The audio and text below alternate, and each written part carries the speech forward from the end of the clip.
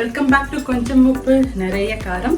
ஈஸியா டேஸ்டியா ஹெல்த்தியா இன்னைக்கு நம்ம பார்க்க போறது இந்த மழை காலத்துக்கு ஒரு நல்ல ஸ்பைசியா சாப்பிடணும்னு தோணும், அதே டைம் சிம்பிளாவும் இருக்கணும்னு நினைப்போம். சோ இன்னைக்கு நம்ம பார்க்க போறது காரசாரமான முட்டை தொக்கு. வாங்க எப்படி பண்றதுன்னு பார்க்கலாம். அதுக்கு தேவையான பொருட்கள் என்னென்னு பார்க்கலாம். முதல்ல முட்டை வேக வச்சுக்கலாம். தண்ணி கொஞ்சம் சூடானோன்னு உப்பு சேர்த்துக்கிறேன். உப்பு சேர்த்துட்டு நம்ம முட்டையெல்லாம் வச்சிடலாம். இப்படி வைக்கிறதுனால அந்த முட்டை வந்து தனியா உடைஞ்சி வராது. முட்டை வந்து நல்லா குக் ஆயிடுச்சு. ஒரு 10 to 12 minutes போதும். இப்போ வந்து ஓடு எடுத்து நம்ம வச்சுக்கலாம்.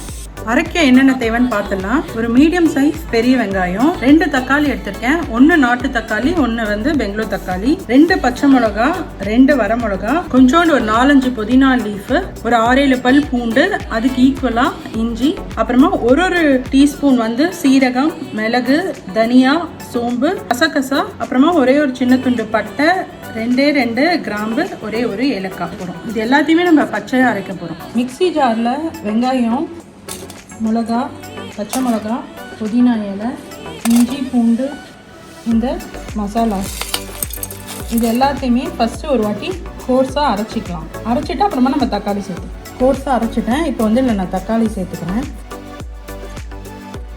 இதோடையே 1 டீஸ்பூன் தனியாத்தூள், 1 டீஸ்பூன் மிளகாத்தூள், 1 டீஸ்பூன் சாம்பார் தூள், இது எல்லாத்தையுமே நம்ம தண்ணி போட்டு நல்லா ஃபைன் பேஸ்ட்டாக அரைச்சிக்கலாம். ஒரு பேனில் நான் ஆயில் சேர்த்துருக்கேன். ஆயில் கொஞ்சம் எக்ஸ்ட்ராவாக தான் சேர்த்துருக்கேன், ஏன்னா நம்ம எல்லாமே பச்சையாக அரைச்சிருக்கோம். ஸோ ஆயிலில் சேர்த்து ஃப்ரை பண்ணணும். எண்ணெய் காஞ்ச உடனே கடுகு, கொஞ்சோண்டு உளுத்தம்பருப்பு, கொஞ்சோண்டு கடலைப்பருப்பு, கொஞ்சோண்டு சோம்பு, கொஞ்சோண்டு சீரகம், எல்லாம் நல்லா பொரியட்டும். எல்லாம் நல்லா பொரிஞ்சோடனே கொஞ்சோண்டு கருவேப்பிலை சேர்த்துக்கிறேன். நம்ம அரைச்சி வச்ச பேஸ்ட்டை இதில் சேர்த்துக்கிறோம். நம்ம எதுவுமே வறுக்காமல் வதக்காமல் அப்படியே பச்சையாக போட்டு அரைச்சிருக்கோம். ஸோ இந்த பச்சை வாசனை போகணுன்னா எண்ணெயில் வந்து கொஞ்சம் நேரம் நல்லா ஃப்ரை ஆகணும்.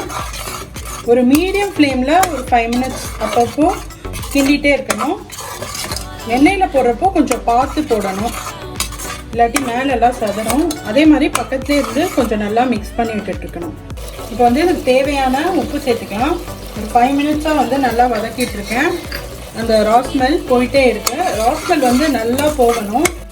ஒரு மீடியம் ஃப்ளேமில் வச்சு அந்த பச்சை வாசனை நல்லா போகிற அளவுக்கு நம்ம வதக்கிக்கணும். இதோட மிக்ஸி ஜார் வந்து கழுவி வச்ச தண்ணியும் கொஞ்சம் நான் ஆட் பண்ணிக்கிறேன். நமக்கு ஒரு தொக்கு பதத்துக்கு வேணும், அதனால்.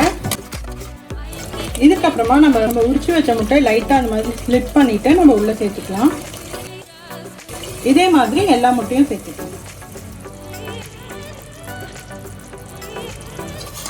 அப்படியே போட்டு ஒரு நல்ல மிக்ஸ் கொடுத்துடலாம். ஒரு 5 minutes வந்து மீடியம் ஃப்ளேமில் வச்சு நம்ம எடுத்துடலாம். அப்போ தான் அந்த முட்டை உள்ள அந்த மசாலா காரம்லாம் நல்லா உள்ள இறங்கும். இது வந்து சப்பாத்திக்கு ஒரு அருமையான கிரேவி. இந்த மாதிரி வெரைட்டி ரைஸ், தேங்காய் பால் புலாவெலாம் பண்ணுறப்போ இதை ஒரு சைட் டிஷ்ஷாக கூட நம்ம சாப்பிட்லாம். இந்த வீடியோ பிடிச்சிருந்தா ஒரு லைக்கை போட்டுட்டு ஃப்ரெண்ட்ஸுக்கும் ஃபேமிலிக்கும் ஷேர் பண்ணி விடுங்க. தேங்க்ஸ் ஃபார் வாட்சிங்.